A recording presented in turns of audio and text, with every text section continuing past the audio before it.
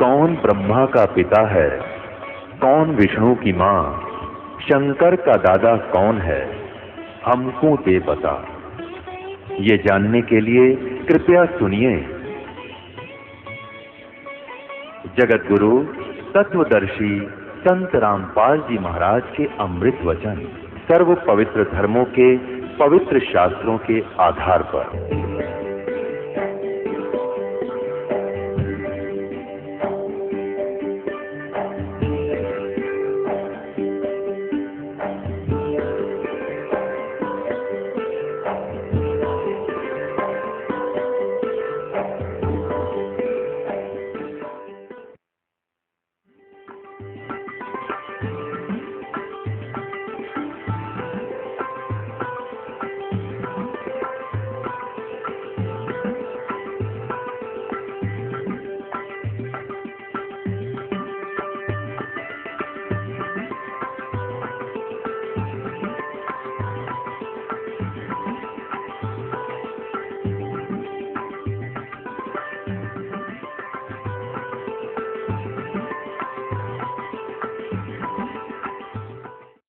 परमेश्वर परमअक्षर ब्रह्म ने स्वयं आकर के बताया है वो ज्ञान, वो सच्चिदानंद घन ब्रह्म की वाणी है, वो कबीर वाणी है।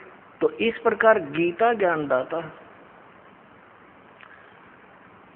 7वें अध्याय के 18वें श्लोक में अपनी गति को अनुत्तम कहता है, और इसीलिए 18वें अध्याय के 62वें श्लोक में और 66वें श्लोक में और 15वें अध्याय के 1 से लेकर 4 में तत्वदर्शी संत की पहचान बता करके स्पष्ट कर दिया है कि दो इस उल्टे लटके हुए संसार रूपी वर्ष के सभी विभागों को बता दे कि जड़ कौन परमात्मा है, तना कौन है, डार कौन है और ये शाखा कौन है। सवेदवित वो है, वेद के तात्पर्य को जानने वाला वो तत्वदर्शी संत है।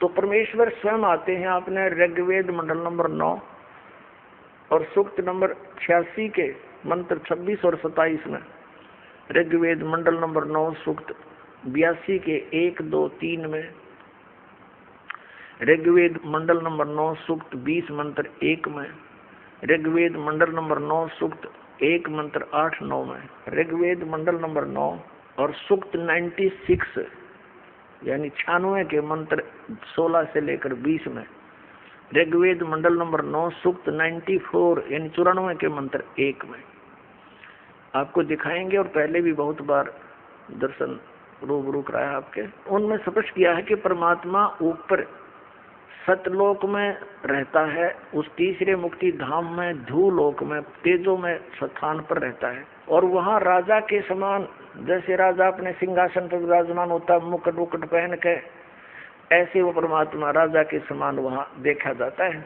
नर आकार है, साकार है, मनुष्य दृश्य है, और वहाँ से गति करके आता है, वो अक्षय आत्माओं को मिलता है, उनको उपदेश देता है, तत्व ज्ञान समझाता है। तो वो तत्व ज्ञान जो परमात्मा स्वयं आकर अपने मुख कमल से बोलता है, वो सच्चिदानंद घन ब्रह्म की वाणी है, वो ब्रह्मणे मुखे है, जो गीता के अध्याय नंबर 4 के श्लोक नंबर 32 में जिसके विषय में। तो वो परमेश्वर आकर ही अपने यथार्थ ज्ञान को स्वयं ही बताता है और अपने लोक में जाने की विधि को स्वयं ही जानकारी देता है। इसलिए वो परमात्मा सतलोक से चलकर आता है और यहाँ अपना ज्ञान प्रचार करता है। वो कवियों की तरह आचरण करता है, कवियों की तरह, लेकिन वो होता है भगवान, वो परमात्मा होता है। तो पुण्यात्माओं, वेदों के अंदर जो जानकारी है वो परमात्मा की है, और वेदों अनुसार जिस परमात्मा की लीला है, ही इज गॉड, वो परमात्मा है। तो श्रीमद् भगवद गीता अध्याय नंबर 18 के श्लोक नंबर 62 और 66 में, और गीता जी अध्याय नंबर 15 के श्लोक 1 से 4 में ये स्पष्ट किया है कि उस परम अक्षर ब्रह्म की सत साधना मिलने से तत्वदर्शी संत जो 3 मंत्र का जाप देगा, जिसमें एक ओम और 2 ये सांकेतिक है, तत् और सत, उससे उस स्थान की प्राप्ति होगी जहां जाने के बाद साधक फिर लौट कर कभी संसार में नहीं आता। और वहाँ परम शांति होगी। और यहाँ गीता ज्ञान दाता कहता है 8वें अध्याय के 7वें श्लोक में कि मेरा समन भी कर और युद्ध भी कर, मेरी शरण में रहना तो युद्ध करना ही पड़ेगा। यहाँ शांति नाम की चीज नहीं।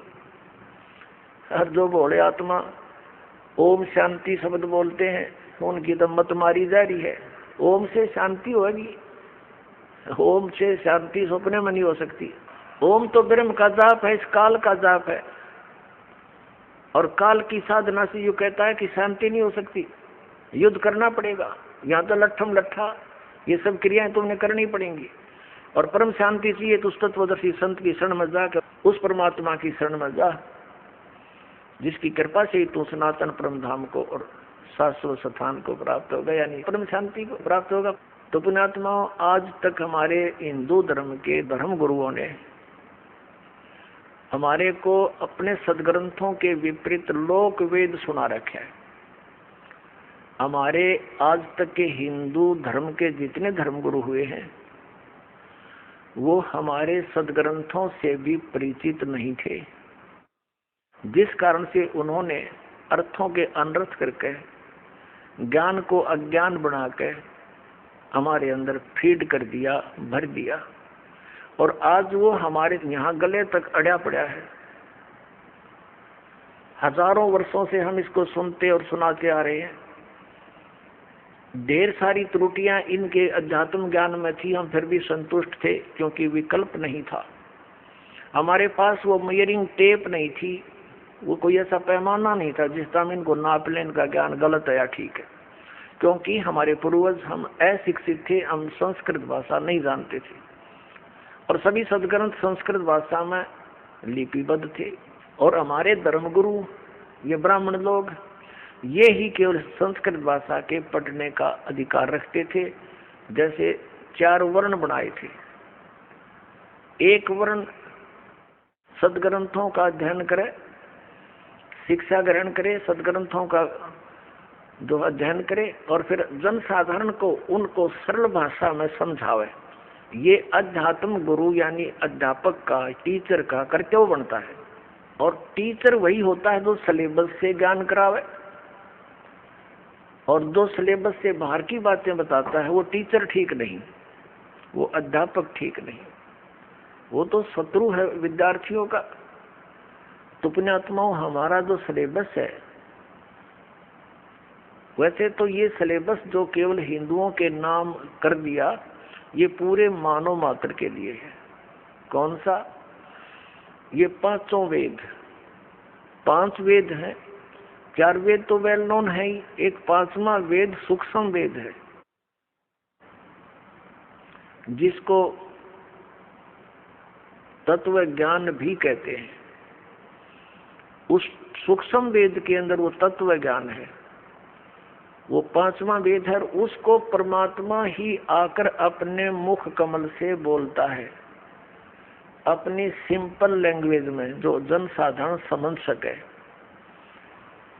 और उससे पहले सदग्रंथों को ठीक से ना समझकर जितने भी धर्म गुरु होते हैं वो उन सदग्रंथों के विपरीत ज्ञान सुना रहे होते हैं। और परमेश्वर आकर के, क्योंकि वो नर आकार है, मनुष्य दृश्य है भगवान, सह शरीर आता है, सह शरीर जाता है। उस परमात्मा ने ये लीला बनारस में की थी, काशी शहर में, भारतवर्ष में। सन 1398 से सन 1518 तक 120 वर्ष रहे धरातल पर। एक जनसाधारण की तरह क्रिया की, जुलाहे का काम किया, ये दिखाने के लिए, परमात्मा पाने के लिए हठ योग या कर्म संन्यास लेने की कति आवश्यकता नहीं। एक रिहर्सल करी थी भगवान ने कि घने पैसे की आवश्यकता नहीं परमात्मा पाने के लिए, और केवल ब्राह्मण जाति भी आवश्यक नहीं, यानी उच्च जाति ही आवश्यक नहीं। परमात्मा पाने के लिए कोई जाति कोई मजहब हो, लेकिन क्रिया ठीक हो, किसी भी जाति वर्ण का व्यक्ति परमात्मा पा सकता है। ये उदाहरण देने के लिए वो आते हैं और अपने मुख कमल से वो अध्यात्म ज्ञान बोलते हैं। तो उस परमेश्वर ने वो अध्यात्म ज्ञान यानी तत्व ज्ञान 600 वर्ष पहले बोला था। सन 1398 से सन 1518 के बीच में वो तत्व ज्ञान सच्चिदानंद घन ब्रह्म की वाणी बोली थी, जो आदरणीय धर्मदास साहिब जी के द्वारा लिपिबद्ध की गई थी। अब परमात्मा के साथ इस काल ने एक और लफड़ा घेर रखा है कि परमात्मा ज्ञान देकर जाते हैं, बीच में ये उसी के मार्ग में, उसी के पंथ में काल के दूत घुसेड़ देता है और वो फिर परमात्मा की उस अध्यात्म ज्ञान का प्रारूप बिगाड़ देते हैं। अब लगभग 600 वर्ष हो गए कबीर वाणी को, कबीर पंथियों के द्वारा ही उसके अंदर बहुत सी फेरबदल कर दिया, अपने अनुभव अनुसार उसको फेरबदल कर दिया। इनको ये लगा कि इसको जनसाधारण नहीं स्वीकार करेगा, उसमें चेंज कर दिया, लेकिन फिर भी बहुत ढेर सारा सत्य शेष है। उसकी पूर्ति के लिए परमात्मा फिर क्या करते हैं, वे सतलोक से आते हैं एक जिंदा महात्मा रूप बनाकर संत का, और अपनी अच्छी आत्माओं को मिलते हैं जैसे उनके गुणों में लिखा है वेद में। वो फिर उस दृष्टिकोण से वो परमात्मा किन किन को मिले थे, आदरणीय धर्मदास साहिब जी को, आदरणीय मुल्कदास साहिब जी को, आदरणीय नानक साहिब जी को, आदरणीय दादू साहिब जी को, आदरणीय गरीबदास साहिब जी को गांव छुड़ानी जिला झज्जर हरियाणा वाले को, आदरणीय घीसा दास साहिब जी गांव खेखड़ा जिला मेरठ उत्तर प्रदेश वाले को। तो इनमें से परमात्मा ने निर्धारित किया था, क्योंकि आदरणीय नानक साहिब जी और मुल्कदास साहिब जी और आदरणीय धर्मदास साहिब जी ये एक समकालीन ही रहे हैं तकरीबन परमात्मा के साथ। तो नानक साहिब जी को भी उन्होंने ज्ञान दिया, उन्होंने भी अपनी वाणी में लिपिबद्ध कर दिया, लेकिन मालूम था परमात्मा क्योंकि समय आने में सब जगह परिवर्तन ये हो सकता है। इसलिए आदरणीय गरीबदास साहिब जी को, जिनका जन्म संवत 1774 सन 1717 में हुआ था, और सन 1727 में यानी 10 वर्ष की आयु जब थी गरीबदास साहिब जी की गांव छुड़ानी वाले की, उसमें परमात्मा अपनी लीला अनुसार अपनी प्यारी आत्माओं को मिलते हैं, अच्छी आत्माओं को। गरीबदास जी को मिले थे जंगल में, गौ में चरा रहे थे गरीबदास जी, तो वहाँ लीला की थी कि और भी कई गवाले थे, उन्होंने हट किया, प्रार्थना की प्यार से कि महात्मा जी आपने भोजन खाना पड़ेगा। परमात्मा ने कहा भी भोजन तो मैं खाऊंगा नहीं, क्योंकि अपने अभी खा के आया हूँ। तो उन्होंने कहा कि दूध तो पीना ही पड़ेगा, नहीं तो हम अतिथि को ऐसे जाने नहीं देते, आप तो महात्मा हो। तो परमात्मा ने कहा था कि भाई मैं कंवारी गाय का दूध पिया करूं, पिला दो। तो पाली ग्वाले हंसने लगे कि मजाक करते हो बाबा जी। गरीबदास साहिब जी 10 वर्ष के बालक से खड़े हुए एक कुंवारी गाय ले आए जिसने दूध पीना छोड़ रखा था, कुंवारी बछिया 1-1.5 वर्ष की होगी, अभी तक वो उसको बैल ने टच नहीं किया था कुंवारी। और परमात्मा ने थपकी मारी, सतनों से दूध निकल पड़ा, लंबे लंबे सतन हो गए थन, और नीचे एक साफ पात्र मिट्टी का छोटा सा पात्र था, वो रख दिया, उबर गया। आधा परमेश्वर ने पिया, आधा गरीबदास साहिब ने पिया। अन्य पालियों ने नहीं पिया जो बड़ी उम्र के थे, वो कहने लगे जादू तंत्र का दूध हम नहीं पिएंगे, पाप लगेगा। कहने का भाव ये है कि गरीबदास साहिब जी को परमात्मा उनकी आत्मा को निकालकर सचखंड ले गए, पूरे ब्रह्मांडों से परिचित कराया। उधर से बच्चे को मृत जान लिया, घर ले गए उठा कर। 10 बजे की बात थी, सुबह शाम के 6-7 बजे से उनको रख दिया चिता के ऊपर अंतिम संस्कार के लिए। तब परमात्मा ने ऊपर के ब्रह्मांड और अपनी सतीथी परिचित करके उसके अंतःकरण के अंदर परमात्मा ने ये तत्व ज्ञान फीड कर दिया गरीबदास साहिब जी के। चिता के ऊपर ही वो हलचल होगी, जीवित हो गए, उठकर आगे अपने आप ऊपर के जो रस्से बांध रखे थे सबके अपने आप रस्सी टूट गई, और उठकर ये ज्ञान बोलने लगे, और भाषा बोल नहीं रहे थे वो। गांव वाले ने सोचा ये मेंटल हो गया, महात्मा से जंतर मंत्र का दूध पी के। एक दादू पंथी गोपाल दास नाम के एक साधु बने हुए थे, उनसे जब उनकी भेंट हुई, दादू साहब जी को भी परमात्मा कबीर जी मिले थे, तो दादू साहब की वाणी भी कबीर परमात्मा की महिमा का गुणगान करती है, उन्होंने गुणगान किया हुआ। तो वो वाणी का परिचित था गोपाल दास। गोपाल दास जी ने प्रार्थना की, भगवान ये वाणी लिखवा जो, कलयुग के अंदर बहुत काम आवेगी। तब गरीबदास साहिब जी 13 वर्ष की उम्र के थे, उस समय आयु थी। 3 वर्ष के बाद गोपाल दास मिले थे। गरीबदास साहिब जी बोला करते थे, गोपाल दास जी वो वैश्य कुल से संबंधित रखते थे, बनिया थे, वो कुछ शिक्षित थे, अक्षर ज्ञान था उनको। 6 महीने तक गरीबदास साहिब बोलते रहे, गोपाल दास लिखते रहे। तो वो अमृतवाणी भी उस परमात्मा की ही सच्चिदानंद घन ब्रह्म की वाणी है, परम अक्षर ब्रह्म की वाणी है। वो सूक्ष्म वेद है। यानी जो कबीर साहिब के ग्रंथ में, कबीर पंथ में प्रवेश इन काल के दूतों ने गड़बड़ कर दी, उसकी पूर्ति करने के लिए परमेश्वर ने गरीबदास साहिब जी के द्वारा अपनी वाणी का पुनरुत्थान करवाया। और इसका प्रमाण उन्होंने कबीर सागर में पहले ही कह दिया था धर्मदास जी को कि फिर मेरी महिमा की वाणी फिर प्रकट होगी, 12वां पंथ जो काल का चलेगा मेरे नाम पे, उसमें गरीबदास नाम के एक हंस होंगे, उनके मुख से मैं दोबारा अपनी वाणी की महिमा कराऊंगा। लेकिन गरीबदास जी तक ये 12 पंथों के पंथी मेरी इस वाणी को समझ नहीं सकेंगे और ये कभी उस सनातन परम धाम को प्राप्त नहीं कर सकते, ये मोक्ष प्राप्ति नहीं कर सकते। उस गरीबदास वाले 12वें पंथ में हम ही आएंगे आगे चलकर और फिर इन सब गुण रहस्यों को समझाएंगे। तो आज परमात्मा नहीं आए, इस दास को भेज दिया उसी गरीबदास पंथ में और आपके ऊपर मेहर करी जाता है।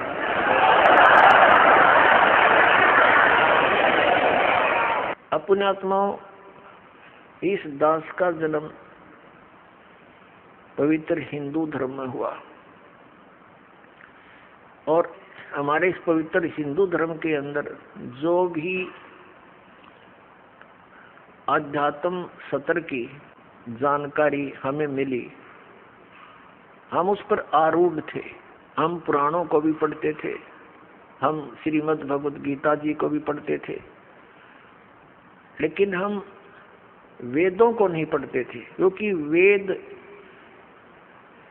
बहुत कम मिलते थे जो अनुवादित हों, और अनुवादकर्ताओं ने ऐसे ढंग से अनुवाद कर रखा था कि उनको पढ़ने अगर लग जाए तो सिर में दर्द हो जा, उनका कोई सिर पैर नहीं।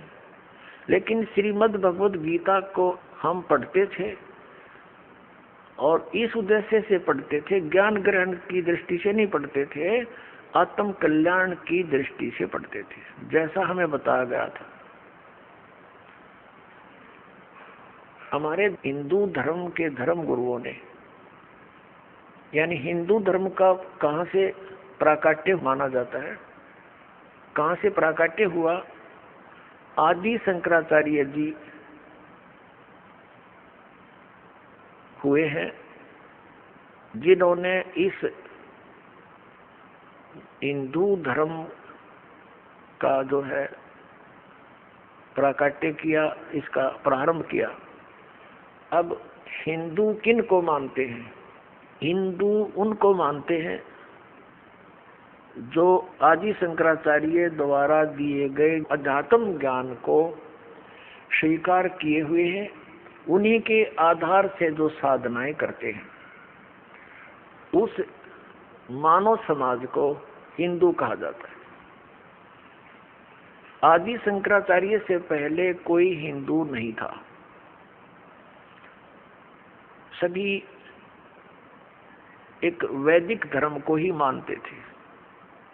वैदिक धर्म कौन सा है? जो केवल वेदों पर ही आधारित है, वेदों अनुसार साधना करता है, वेदों के अतिरिक्त किसी भी लोक वेद को वो स्वीकार नहीं करते थे। आदि शंकराचार्य जी का जन्म कब हुआ?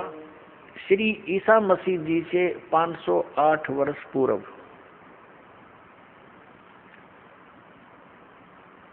आज 2012 में आदि शंकराचार्य जी को कितना समय हो गया जन्मे को? यानी 2520 वर्ष हो गए। 2012 में 508 जोड़ दो, 2520 वर्ष हो गए। उस समय बौद्ध धर्म का प्रचार बड़े जोर शोर से हो रहा था और उस समय आदि शंकराचार्य का जन्म होना हमारे लिए एक वरदान सिद्ध हुआ। यदि बुद्ध धर्म भारतवर्ष में फैल जाता तो हम सभी नास्तिक हो जाते।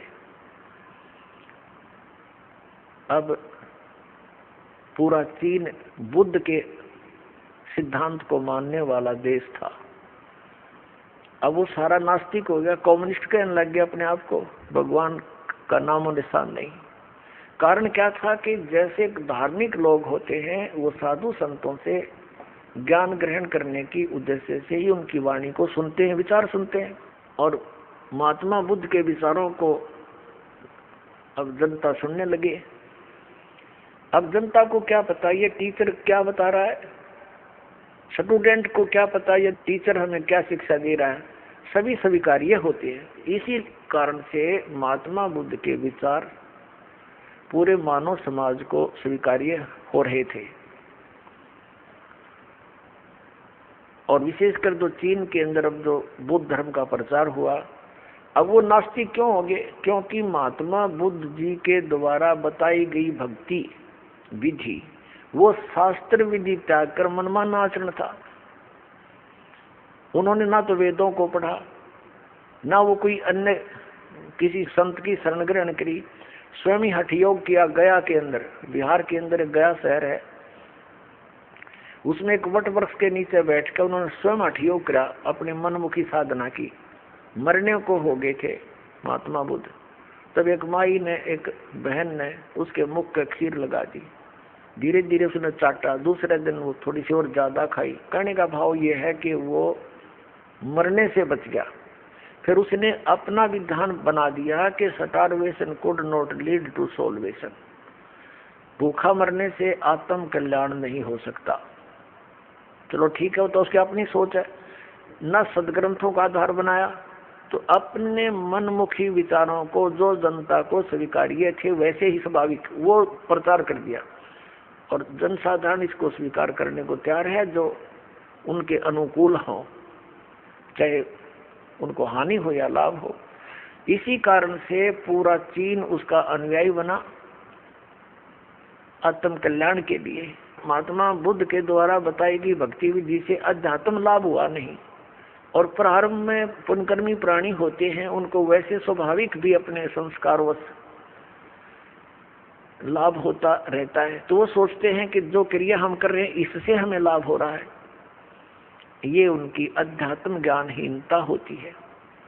तो यही कारण रहा कि पूरा चीन आने वाले समय में नास्तिक हो गया कि उनको अध्यात्म लाभ नहीं हुआ भगवान का, और उन्होंने ये मान लिया कि भगवान कहीं नहीं है, साधना करके देख लिया कोई लाभ नहीं होता, इसलिए वो नास्तिक बन गए। और यही दशा भारतवर्ष की हो जाती यदि आदि शंकराचार्य जी उस समय जन्म ना होता।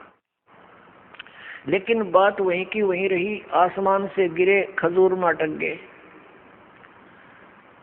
आदि शंकराचार्य ने फिर क्या ज्ञान दिया कि जीव ही ब्रह्म है, यानी ये जीव ही भगवान है, तू ही ब्रह्म है, तत्वमसि तत्त्वमसि अयम आत्मा ब्रह्म, अहम ब्रह्मास्मि प्रज्ञानम ब्रह्म। ये चार महावाक्य दृढ़ कर दिए, चार पीठ बना दी, और प्रत्येक पीठ में एक वाक्य एक उनके उत्तराधिकारी के पास होगा, और एक वेद का वो संरक्षक बना दिए, एक वेद का वो पाठ करें। एक तरफ तो हमारे धर्म गुरु का विधान है कि अयम आत्मा ब्रह्म, अहम ब्रह्मास्मि, मैं ही परमात्मा हूँ, ब्रह्म माने परमात्मा।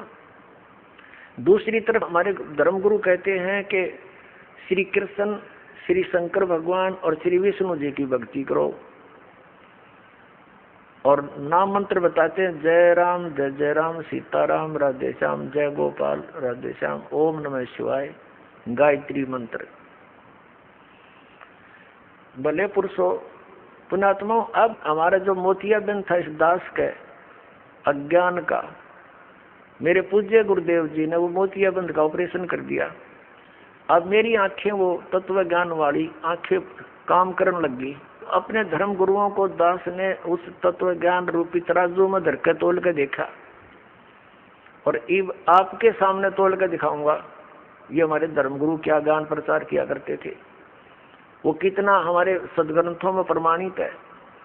और शास्त्र विधि को त्याग कर जो मनमाना आचरण करते हैं, गीता जी अध्याय नंबर 16 के श्लोक नंबर 23-24 में कहा है, गीता जी अध्याय नंबर 16 के श्लोक 23 में कहा है कि शास्त्र विधि को त्याग कर जो मनमाना आचरण करते हैं उनको न तो कोई सुख हो, न कोई सिद्धि प्राप्ति हो, और न उनकी गति हो।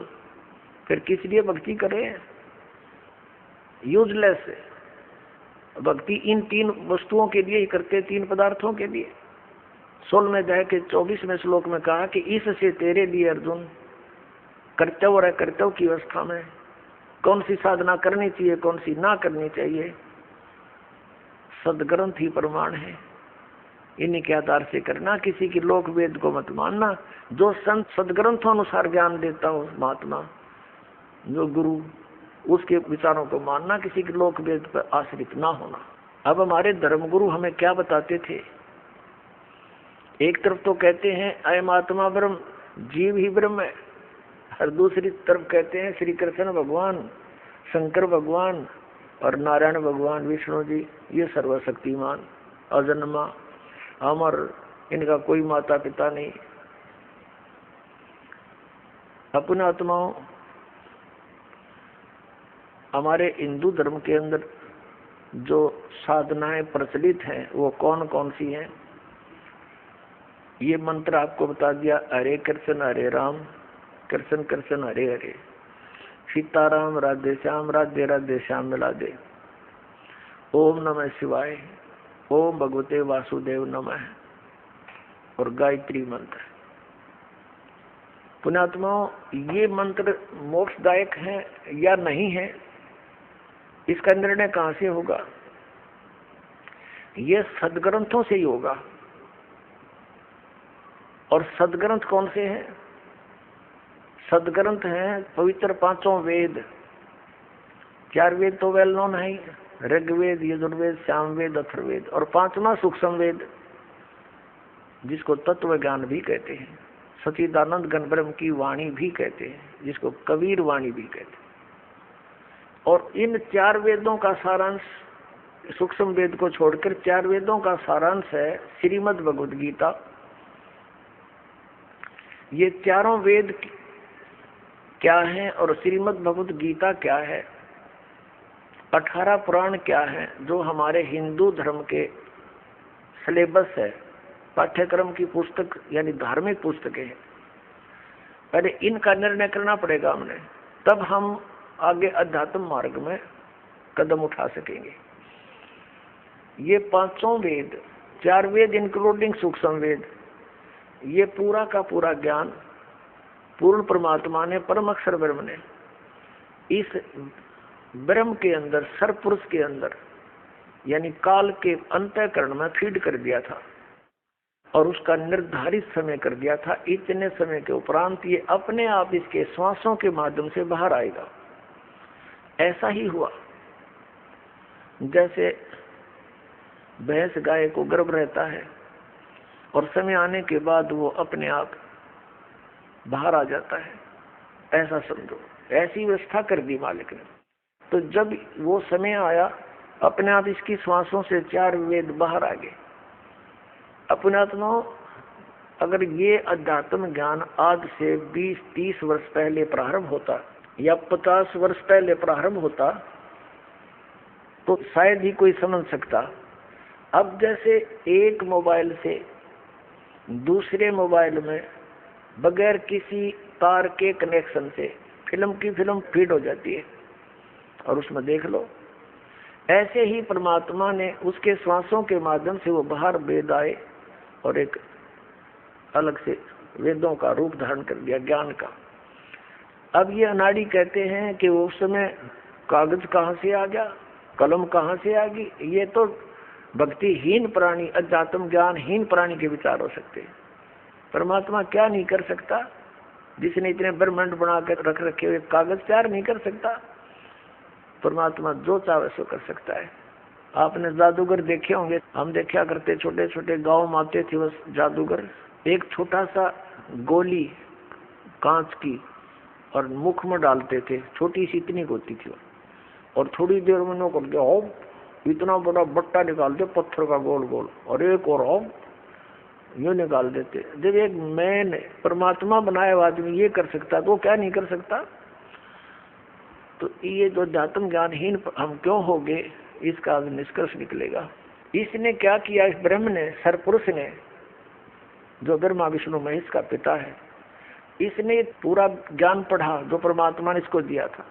इसने क्या देखा कि जो ज्ञान इसकी पोल खोल रहा था, क्योंकि हम सतलोक में रहते थे, वहां हमारा जन्म मृत्यु नहीं था, हमारे को 5 तत्व का शरीर नहीं, वहां पर दूसरा शरीर एक तत्व से प्राप्त था, जिसमें स्नायु नहीं थी, नाड़ी नहीं, ये शुक्र से बना हुआ नहीं था। तो वहां वो पूरी जानकारी थी, और उसकी भक्ति भी दीवी लिखी थी वापस जाने की, और वो मंत्र भी उसमें विद्वान था, जिसके कोड वर्डों में था, जिसके जाप करने से और जीव इसके बस से बाहर हो जाता और वहां चला जाता। तो इसने क्या किया, उस 5वां वेद जो जानकारी उस परमात्मा के बारे में थी, वो उसका नाश कर दिया, हमारे तक नहीं दिया। उसमें से 4 वेद दे दिए, वो तो इकट्ठा ही ज्ञान था, पर उसके 4 विभाग कर दिए गए थे। तो वो ज्ञान दे दिया ब्रह्मा जी को सागर मंथन के दौरान। ब्रह्मा जी ने वो ज्ञान पढ़ा, उन 4 वेदों को, जैसा उसने निष्कर्ष निकाल सका वो निकाल लिया। अब प्रसंग चल रहा है कि वो अध्यात्म ज्ञान जो हमारे हमने, वो जो वेदों का ज्ञान किसने दिया, परम अक्षर ब्रह्म ने, और वही ज्ञान उसने कुछ काट छांट करके as it is Brahma ji को दे दिया। और वो सूक्ष्म वेद जो इस काल भगवान ने, सरपुरुष ने गुप्त किया था, उसकी पूर्ति के लिए परमात्मा को स्वयं आना पड़ता है हमारे को वो ज्ञान प्रदान करने के। तो उन 4 वेदों का जो ज्ञान है वो गॉड गिवन है, परम अक्षर ब्रह्म के द्वारा दिया गया है, और वही ज्ञान ब्रह्मा जी को प्राप्त हुआ। उन 4 वेदों का ही ज्ञान फिर श्रीमद् भगवत गीता है, उसका सारांश है। तो इस श्रीमद् भगवत गीता किस समय बोली गई थी, जब कौरव पांडव का युद्ध होने की तैयारी थी, आमने सामने सेना खड़ी थी, और श्री कृष्ण में प्रवेश करके युग काल इस ज्ञान को बोल रहा है। अर्जुन युद्ध करना नहीं चाहता था, श्री कृष्ण भी युद्ध करवाना नहीं चाहते थे, क्योंकि उन्होंने 3 बार प्रयत्न किया था शांति दूत बनकर जाकर कि युद्ध मत करो, तुम्हारा नाश हो जाएगा, है आपस में तुम अपना डिवाइड कर लो, राज्य बांट लो, प्लस माइनस कर लो, लेकिन नहीं माने थे। अंत में श्री कृष्ण जी ने ये कह दिया था कि एक तरफ मैं होऊंगा, एक तरफ मेरी सेना होगी, और मैं हथियार भी नहीं उठाऊंगा, युद्ध तो दूर की बात है। तो क्या वो महापुरुष फिर युद्ध करने के लिए बाध्य कर सकता है किसी को, जो इतना शांति प्रिय श्री कृष्ण जी, कि मैं युद्ध भी नहीं करूंगा, हथियार तक नहीं उठाऊंगा। तो उस समय जब श्री कृष्ण जी को कहा अर्जुन ने कि मेरे रथ को दोनों सेनाओं के बीच में खड़ा कर दे, अब अर्जुन ने देखा भाई किसने मारूं और क्या किसके लिए, भाई चाचे ताऊओं के लड़के बच्चे, उनकी दामाद बहनोई, वो सारे खड़े है, तेरे की बाढ़ में जाए सारा। तो अर्जुन ने अटल इरादा कर लिया कि युद्ध नहीं करूंगा। इस बात से परिचित हो गया वो काल सरपुरुष, उसने युद्ध नाश कराना था। उसी से मैं वो श्री कृष्ण में प्रवेश कर गए, श्री कृष्ण जी में प्रवेश करके उसने वेदों वाला ज्ञान ही दिया, लेकिन इसमें युद्ध कराने के लिए कुछ अटकलबाजी इसने अपनी तरफ से जोड़ी है। उसके विषय में कहा ये मेरा मत है, शेष ज्ञान जो है वो वेदों वाला है। तो जो इसका मत है उसको हम ग्रहण नहीं करेंगे। फॉर एग्जाम्पल, जैसे श्रीमद् भगवत गीता अध्याय नंबर 3 के श्लोक नंबर 8 में गीता ज्ञान दाता कहता है कि अर्जुन, यदि तू कर्म संन्यास ले लेगा, एक जगह बैठकर अपना हठ योग करेगा, कर्म संन्यास का अर्थ तो यही होता है, तो तेरा निर्वाह कैसे चलेगा पेट का? कहने का भाव ये है कि तू कर्म भी कर और भक्ति भी कर। ये कर्म योग कहलाता है। देखिए, ये श्रीमद् भगवद गीता जयदाल गोविंद का इसके अनुवादक है। गीता प्रेस गोरखपुर से प्रकाशित है। अध्याय नंबर 3 का इसमें काफी डिटेल दिए। 4 से शुरू किया है कि मनुष्य न तो कर्मों का आरंभ किए बिना निष्कर्मता को प्राप्त कर सकता है, प्राप्त होता, और न ही कर्मों के केवल त्याग मात्र से यानी सांख्य और निष्ठि को प्राप्त होता है। इसका 5वें में कहा है कि निसंदेह कोई भी मनुष्य किसी भी काल में क्षण मात्र भी बिना कर्म किए नहीं रहता, क्योंकि सारा मनुष्य समुदाय प्रकृति जनित गुणों द्वारा परवश कर्म करने के लिए बाध्य किया जाता है।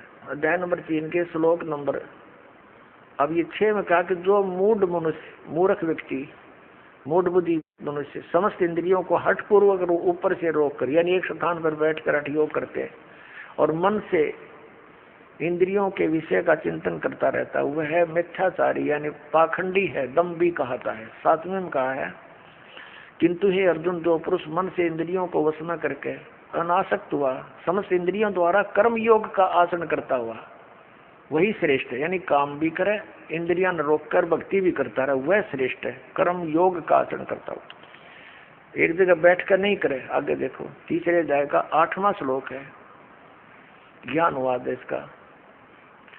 तू शास्त्र विहित कर्तव्य कर्म कर, क्योंकि कर्म न करने की अपेक्षा कर्म करना श्रेष्ठ है, तथा कर्म न करने से तेरा शरीर निर्वाह यानी तेरा गुजारा कैसे चलेगा, कैसे सिद्ध होगा। अब ये तो है वेद ज्ञान।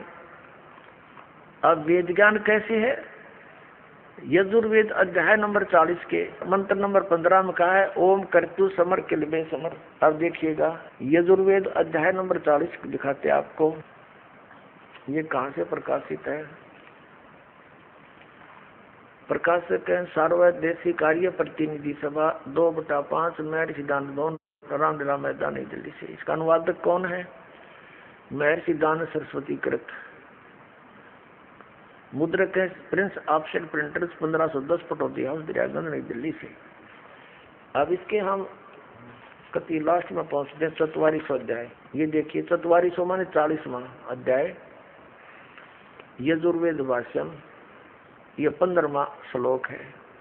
इसमें क्या लिखा है कि वायु अनिलम अमृतम अथ इदम भस्मांतम शरीरम ओम कर्तो समर किलवे समर और कर्तुम समर। इसने तो आडंगा करणगा ठेका ले रखा था, इसने तो ठीक किया नहीं। ओम का तो अर्थ भी नहीं किया ढंग से। क्या किया है? हे कर्म करने वाले जीव, तू शरीर छूटते समय, ये देखो ओम शब्द स्पष्ट है, इसका अर्थ लिखना था यहाँ पर कि ओम का, ओम को स्मरण कर। इसने लिख दिया इस नाम वाच्य ईश्वर को। ओम लिख दिया भी शर्म आ गई। इस नाम वाच्य ईश्वर को स्मरण कर, कल्पे अपने सामर्थ्य के लिए परमात्मा और अपने स्वरूप का स्मरण माने स्मरण कर। कर्तम, कर्तम अपने किए का स्मरण कर। हाँ, अब यहाँ देखो कर्तो, यू कर्तो माने कर्म करने वाले। हमने ये मोटे मोटे देखने, कर्तुम अपने कर्म, अपने किए का, अपने कर्म का स्मरण कर। लेकिन इसका अर्थ स्पष्ट है ओम कर्तो समर। कर्तो माने काम करते करते सिमरण कर। किलबे समर यानी कसक के साथ, श्रद्धा के साथ सिमरण कर इस ओम नाम का। और कर्तुम अपने मनुष्य जीवन का मूल कर्तव्य जानकर इसका सिमरण कर। ओम नाम का जाप काम करते करते सिमरण कर, विशेष कसक के साथ सिमरण कर और मनुष्य जीवन का मूल कर्तव्य जानकर सिमरण कर। भस्मांतम शरीरम, जब तू शरीर छोड़कर जाएगा तब ओम नाम से जो अमरत्व तुझे प्राप्त होगा, इसका तेरा शरीर जितना अमर होगा, यानी जितना भी तुझे इस ओम नाम से लाभ होगा वो इस विधि से होगा। और सूक्ष्म वेद में क्या लिखा है?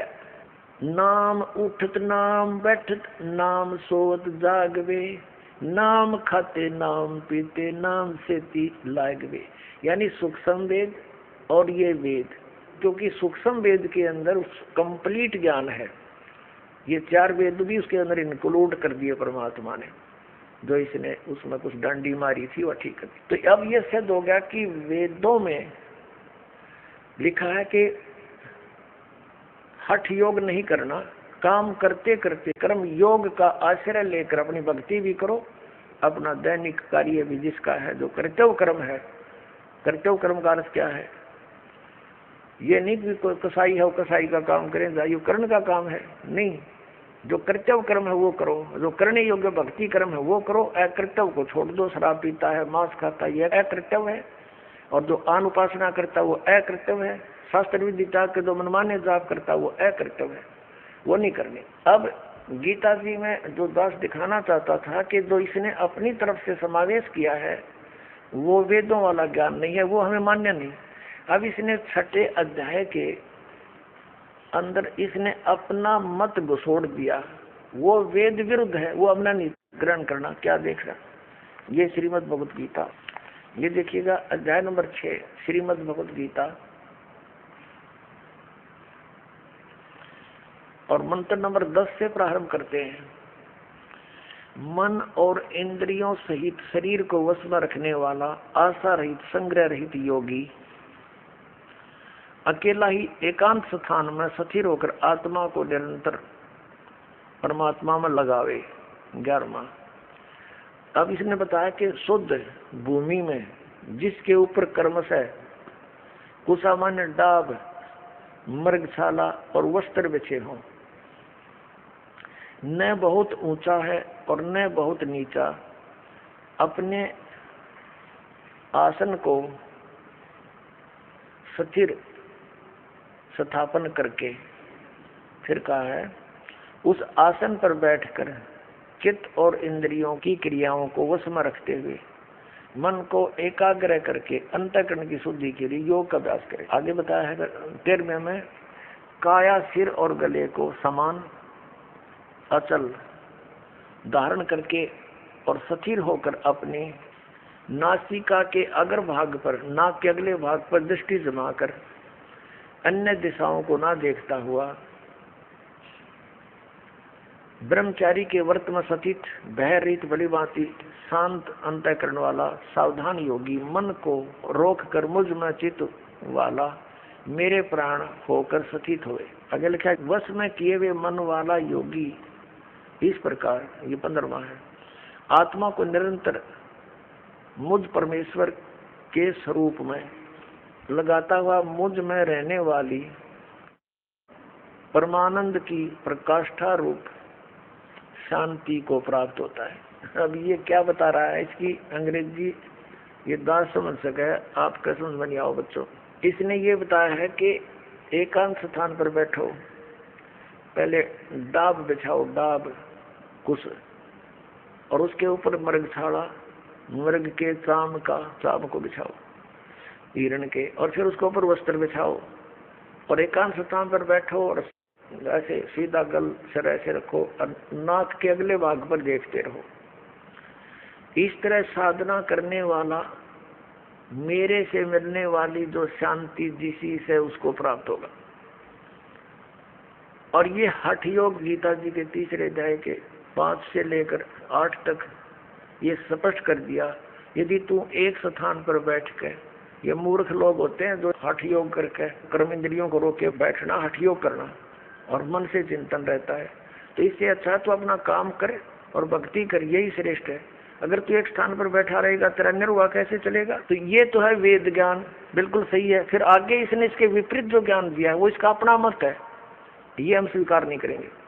अब जैसे इसने गीता जी में थोड़ा सा ये अपना मत जो डाला है युद्ध कराने के लिए भी, गीता जी अध्याय नंबर 2 के श्लोक नंबर 37 और 38 में, 38 में कहता है कि अर्जुन तेरे दोनों हाथों में लड्डू, यदि तू युद्ध में मारा गया तो स्वर्ग को प्राप्त होगा, और यदि तो विजयी हुआ तो पृथ्वी का राज भोगेगा।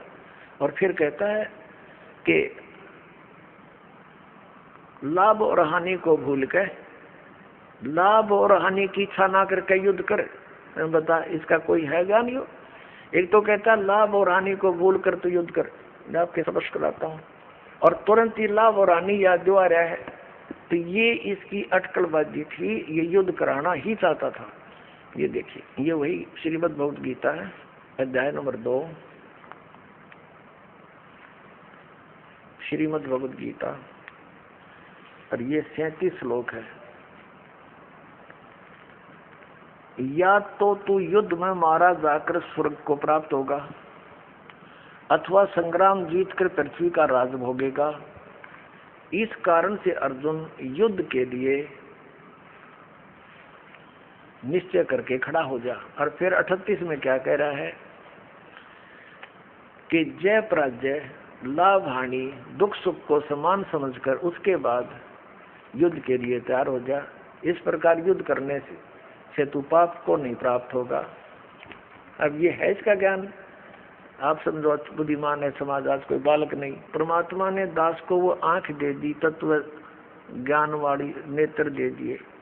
अब हम इस तराजू में तोड़ लेंगे इस पूरे अध्यात्म ज्ञान को, क्योंकि वो ज्ञान सूक्ष्म वेद में कंप्लीट लिखा हुआ है और वो कंप्लीट ज्ञान दास के पास है। अब उस पैमाने से, उस टेप से हम सबको मापेंगे और उन्हीं वेट से, उन्हीं वट्टों से तोलांगे अपने अध्यात्म ज्ञान को।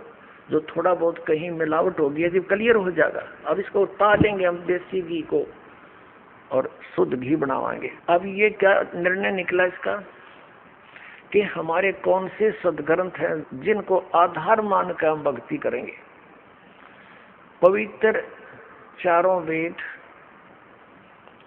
और पवित्र श्रीमद् भगवद गीता का वो ज्ञान जो वेदों से मिलता है, ये हमारा भक्ति विधि है, भक्ति का मार्ग है, भक्ति का पथ है। ये इसके अंदर जो साधना लिखी है वही करेंगे। इसके अतिरिक्त हम कोई ग्रंथ का कोई भी प्रमाण यानी उसका वचन ग्रहण नहीं करेंगे। अब बात रही हमारे पवित्र 18 पुराणों की। ये 18 पुराण क्या है? ये एक बोध है।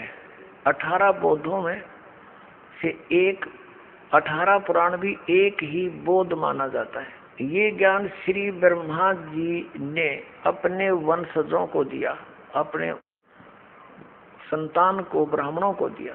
और श्री ब्रह्मा जी, श्री विष्णु जी, श्री शिव जी को ये परम अक्षर ब्रह्म आकर मिले थे, पूर्ण परमात्मा। क्योंकि इसका विधान है परमात्मा का कि वो अपनी अच्छी आत्माओं को मिलता है।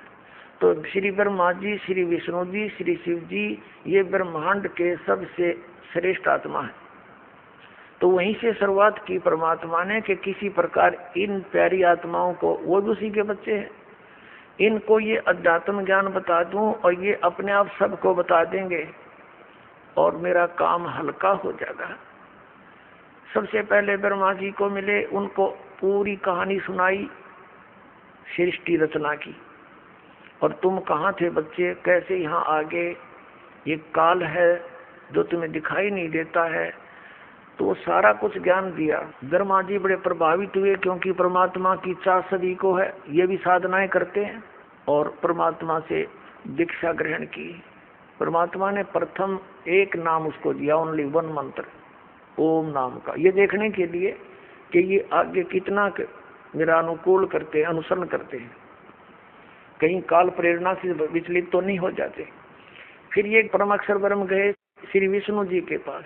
श्री विष्णु जी ने भी ज्ञान ग्रहण किया और उनको एक मंत्र दिया, हरियम मंत्र दिया, ये देखने के लिए ताकि ये मेरे ज्ञान पर दृढ़ होते हैं कि नहीं। तब उनको सतनाम देना था। फिर श्री शंकर जी के पास गए, शिव जी के पास, उन्होंने भी परमात्मा का ज्ञान सुना और उनको परमेश्वर ने ये सोहम मंत्र दिया, एक दीक्षित करने के उद्देश्य से। तो परमात्मा ने कहा कि हम बैरागी ब्रह्म पद, सन्यासी महादेव और सोहम मंत्र दिया शिव जी को, वो करे हमारी सेव। पुण्यात्माओं, ये सोहम मंत्र इन वेदों में नहीं है, इन 4 वेदों में, गीता में, पुराणों में कहीं ये मंत्र नहीं मिलेगा आपको। कहते हैं सोहम शब्द हम जग में लाए, सार शब्द हमने गुप्त छिपाए। अब हम उस प्रसंग पर आते हैं। अब क्या हुआ कि परमात्मा फिर दोबारा उनको देखने के लिए गए कि कितने दृढ़ है मेरे ज्ञान पर। तो ब्रह्मा जी को आकाशवाणी हुई कि जो संत तुम्हें मिला है ये भ्रमित ज्ञान देता है, इसके ज्ञान को ग्रहण मत करो। ब्रह्मा जी ने परमात्मा की आकाशवाणी जानकर उस काल के आदेश से परमात्मा से विमुख हो गए और कहा, महात्मा जी ये मिले थे, उनको अग्नि नाम बताया था परमात्मा ने। कबीर परमेश्वर जी ने ब्रह्मा जी को अपना अग्नि ऋषि नाम बताया था कि मेरा अग्नि ऋषि है। तो उसके बाद ब्रह्मा जी ने उनके ज्ञान को ग्रहण नहीं किया। ब्रह्मा से ही फिर विष्णु जी को ज्ञान हुआ कि आकाशवाणी हुई है, ये ज्ञान ठीक नहीं है। तो विष्णु जी ने भी त्याग दिया, शंकर भगवान ने भी त्याग दिया। अब कहने का भाव ये है पुण्यात्माओं, इन पुराणों का ज्ञान जो श्री ब्रह्मा जी ने दिया है, आप देवी पुराण या शिव पुराण पढ़कर देखो। ब्रह्मा जी अपने पुत्र नारद जी को ज्ञान दे रहा है पुराणों का। सृष्टि उत्पत्ति के बारे में नारद जी ने पूछा था। तो ये क्या बता रहे हैं, अब थोड़ी सी झलक दिखाता हूं, तब आपको पता चलेगा कि पुराणों का ज्ञान ये ब्रह्मा जी द्वारा दिया गया है। आगे ऋषियों ने दूसरे ऋषि से, तीसरे ऋषि से, फिर तीसरे से चौथे ने दक्षा जी से सुनकर, जो क्योंकि जो ज्ञान प्रारंभ में दिया जाता है आने वाला वक्ता उसको फिर दोबारा सुनाता है, तो कुछ अपना अनुभव भी उसमें ऐड होता चला जाता है। ऐसे जिस भी ऋषि ने पुराण अलग से किसी को सुनाई वो पुराण मानी गई, अलग से बन गई, लेकिन ज्ञान ब्रह्मा जी द्वारा दिया गया वो मूल है, मूल ज्ञान है। अब एक विचारणीय विषय है, ब्रह्मा जी ज्ञान दे रहे हैं, अपने पुत्र को बता रहे हैं।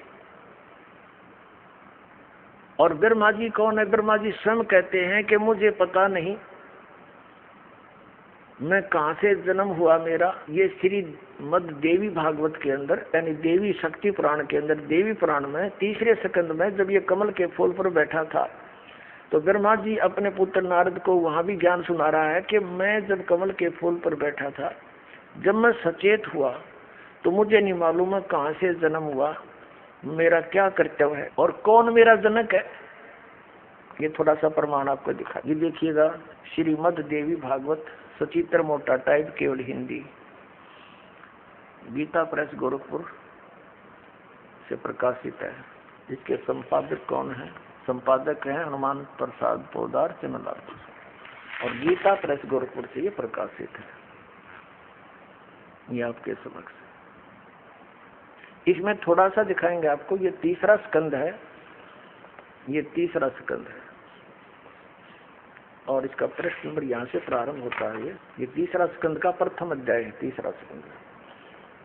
जन्मे जय ने पूछा था व्यास जी से, भगवान आपने अम्बा यज्ञ अर्थात परम पवित्र नवरात्र व्रत करके उसके द्वारा देवी की आराधना करने की आज्ञा दी है, वह को देवी कौन है?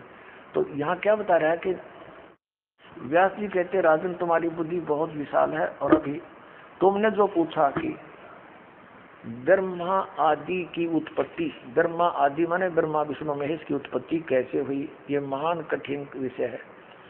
उसके अनेक प्रश्न उठ जाते हैं। यही प्रश्न पूर्व समय मैंने नारद जी से किया था। अब नारद जी कहता है, व्यास जी ने जब पता किया कि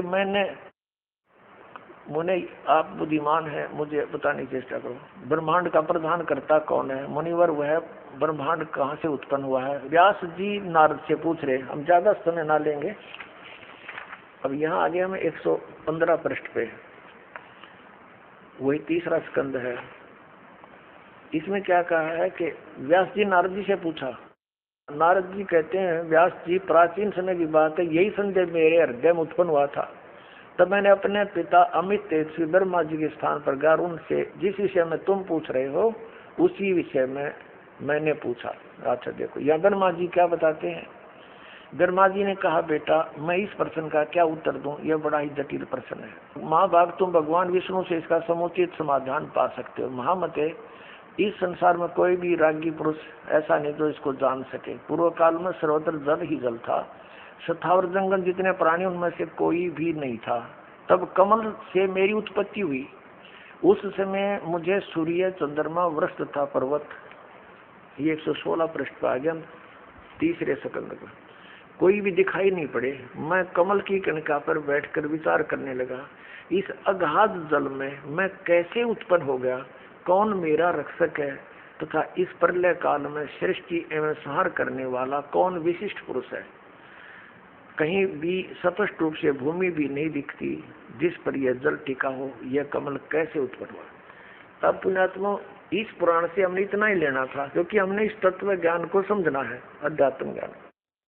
अब यहाँ ब्रह्मा जी कह रहे हैं कि मुझे नहीं मालूम जब कमल के फूल पर बैठा था मैं कहाँ से उत्पन्न हुआ, कौन मेरा रक्षक मेरा जन्म करता है, और सब जगह जल ही जल। अब शिव पुराण दिखाते हैं आपको थोड़ा सा, उसमें ये क्या ज्ञान दे रहा है, अपने जन्म से पहले की जो जानकारी ये दे रहा है वो कहाँ से लाया, ये आपको स्पष्ट होगी। वो कहाँ से लाया, इसने परमात्मा से सुनी थी, लेकिन उसमें कुछ अपना खिचड़ी, कुछ परमात्मा से प्राप्त ज्ञान को अज्ञान अज्ञान मिलाकर हमारे में पेश कर दिया।